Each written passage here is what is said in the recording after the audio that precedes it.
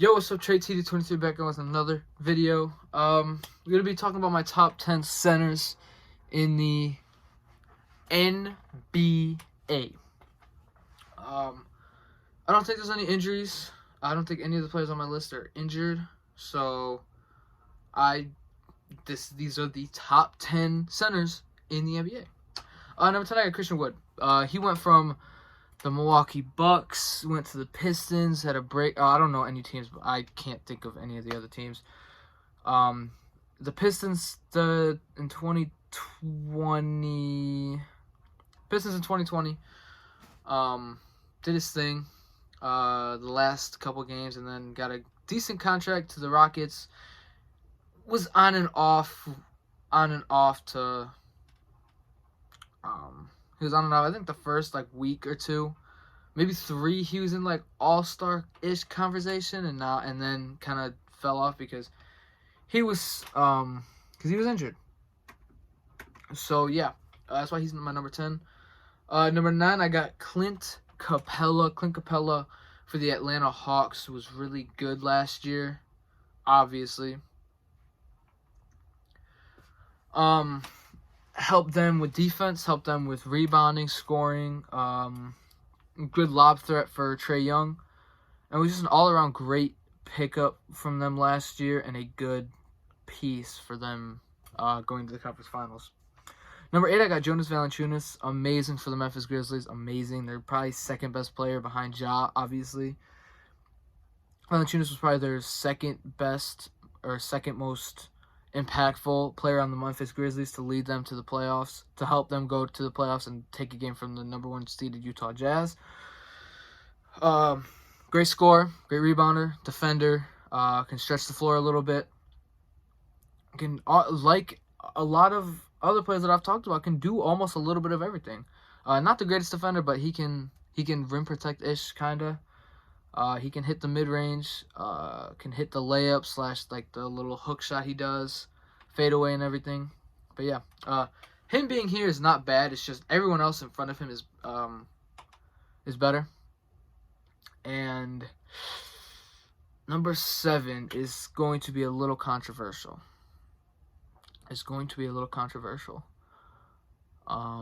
Talking about a dude who is a 2-time Defensive Player of the Year. Was taken out of the series against the Clippers this year and against the Nuggets last year when they blew the 3-1 lead. I think you guys know who I'm talking about. It's going to be Rudy Gobert. Can't do anything on the offensive side of the ball, at all. Really can't do anything. He is a great defensive player, but he's not very good offensively. That's the only bad thing about Rudy Gobert. He's not a great offensive player. He can catch lobs. He really can't.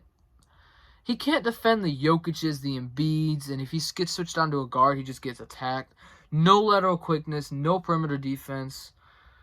Just I wish Rudy Gobert could do a little bit offensively and maybe step out and at least defend Embiid, Jokic, Towns, and them, but he really can't. If he can improve his offensive game just a little bit, and can not even improve defense, just improve his all-around defense, because he's a rim protector. He's an interior defender. He's not, let me put Rudy Gobert on Joel Embiid or Nikola Jokic, and he's going to get locked up. No, that's not who Rudy Gobert is. He's more of a help side / rim protector. That's what he is. So if you run a 3-2 zone and someone drives, Rudy Gobert's right there. He's got long arms. He's got some muscle to him and everything, but he gets taken out of the series. Small ball lineup for the Clippers took him out of the series. Jokic, just no one can guard Jokic, to be honest. But yeah, that's why Rudy Gobert's so low, because he really can't do anything other than block the ball, catch a couple lobs, get some rebounds, some putbacks, some blocks, and everything. That's it. Number 6 is Nikola Vucevic.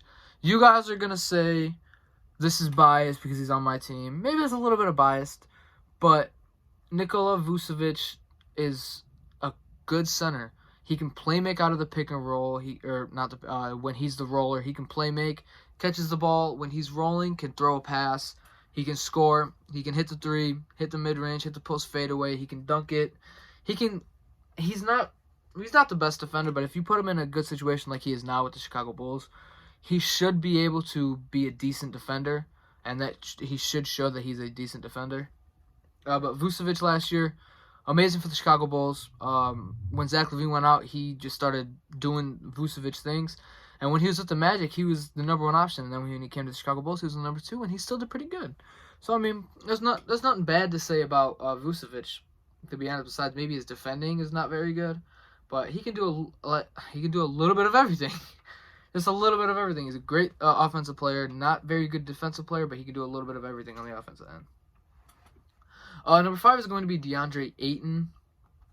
Deandre Ayton in these playoffs, besides the finals, was elite. He was dominant. Very dominant. Dominated Rudy Gobert. He didn't even play Rudy Gobert. What are you doing? He dominated Jokic. You're not locking Jokic up. But they swept him. They swept the MVP. They swept Nikola Jokic.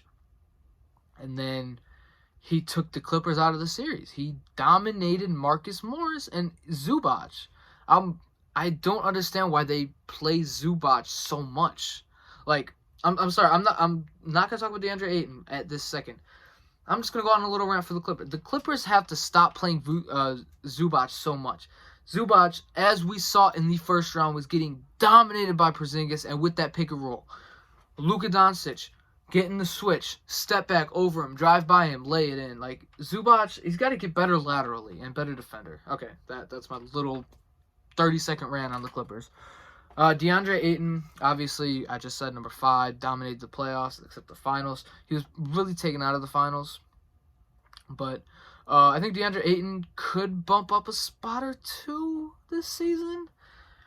Maybe. He's younger than both of them, I think. Excuse me. He's younger than the two above him. He's younger than the top two. I don't know if he's younger than the middle two. DeAndre Ayton he has so much potential. So much potential. Number 4, I got Karl Anthony Towns. Oh, I'm debating. Do I put Towns at 3 still?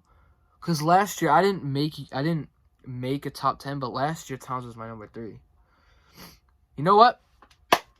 Bam Adebayo is number 4. Bam Adebayo had a disappointing-ish season last year. Was not as good. It could be because, again, the shortened off season. Shortened off season might have messed up Bam Adebayo's season last year. But Bam Adebayo, amazing defender, working on his offense. Saw some off-season workouts of Bam Adebayo, and he's looking pretty elite again. He helped Jimmy Butler lead a team to the NBA Finals. Was not a match for Anthony Davis, Dwight Howard, JaVale McGee, but he did what he could. And he also in the first game got injured, so he did something to his shoulder and was not the same. So I'm not gonna put the blame on him at all. It was just the Lakers were a better team. But Bam Adebayo this year, I hope he comes back and is better than he was last year. Better defender, more in shape, better scorer. He is a player that does everything. He will do everything. And my number 3 is Karl Anthony Towns. Not the best defender, but when he can get a block, he will get a block. He gets switched onto someone like Embiid that he does not like. He will play defense. Greatest three-point shooting big man of all time. I'm going to say it. The greatest three-point shooting center of all time, or big man of all time. Has not been to the playoffs since Jimmy Butler. But to be fair, it's not really his fault. He's been injured. His team's been injured and everything. And I can't really put any blame on Karl Anthony Towns. But he's a great offensive player, good pick and roll, pop. He'd be perfect with Ben Simmons. Perfect Ben Simmons. Ben Simmons can do whatever he wants in the paint. Karl Anthony Towns is more of a shooting big man. This is going to be controversial. Based on what they did last year and what I expect them to do this year, I got Jokic number 2. It is close. It's very close between Embiid and Jokic, but I got Jokic number 2. Jokic, a better all-around offensive player than Joel Embiid. He won MVP last year. But the defense kind of... The lack of defense for Jokic kind of lowers him. If he was a defender like... I'd even say a Clint Capela, he'd be number one, no question. But he's a defender like Karl Anthony Towns and Vucevic, where he can get a block, but he's not looking to defend. Embiid looks to defend. Embiid can score. Embiid can defend. Embiid can't play make like Jokic, but he can rebound better than Jokic. He can score better than Jokic. He could defend better than Jokic. I'd say he's not very athletic. Neither of them are, but I'd say Embiid's more athletic than Jokic. The only thing that you can say Jokic is better at is playmaking, 3-point shooting, and games played. Embiid missed 20-plus games, I think, last year. Jokic, I think, played every single game last year, besides maybe a game that he just had a rest or whatever. But other than that, Jokic is not better than Embiid. 3-point shooting, playmaking, and games played. That's it. I know games played is a big part of it, but I'm willing to say Embiid is going to be MVP candidate again next year, especially if they get CJ McCollum for Ben Simmons. If they get CJ McCollum for Ben Simmons, that is a amazing fit. Defense takes a huge toll. Offense goes up because CJ can shoot, Seth Curry can shoot. I think they might run Seth Curry at the 1, CJ at the 2, Danny Green at the 3, Toby at the 4, Joel Embiid at the 5. Awesome. Love that lineup. Oh, amazing. But yeah, Embiid gonna have another dominant year. Hopefully that partially torn meniscus is not gonna hold him back in anything. But yeah, this is a shorterish video. I have a couple more videos I want to record. I got about an hour to record them. So yeah, stay tuned for the next 2 videos. If you guys like this video, please like, comment, subscribe, and peace.